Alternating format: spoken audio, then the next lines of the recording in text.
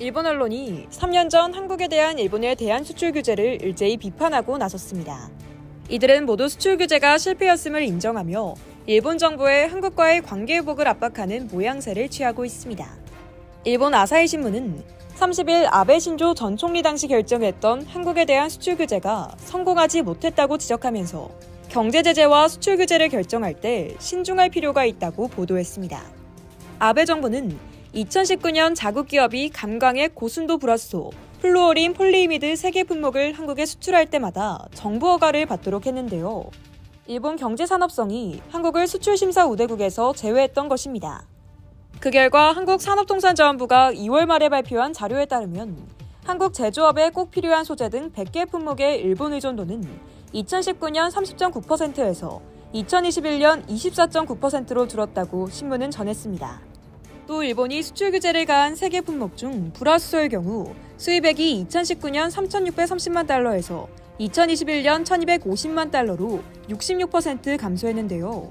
포토레지스트 대의존도는 절반으로 줄었고 플루오린 폴리이미드는 제로였습니다.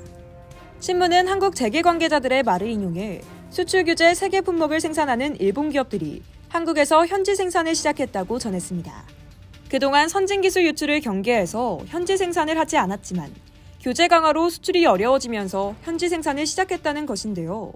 그러면서 신문은 일본 기업이 한국에서 현지 생산을 시작했다는 건 일본과 한국 경제가 상호 의존도가 높다는 걸 잘 보여준다고 강조하면서 역설적이게도 수출 규제는 한일 상호 의존의 중요성을 재확인하는 계기가 됐다고 분석했습니다.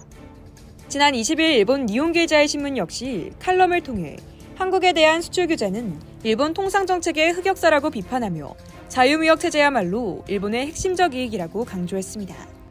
마이니치 신문은 일본 사회조사연구센터와 함께 지난 21일 일본 유권자를 상대로 실시한 여론조사에서 한일 관계 개선을 기대하느냐는 질문에 55%가 기대한다고 답했다고 24일 보도했습니다. 기대하지 않는다는 답변은 32%였습니다.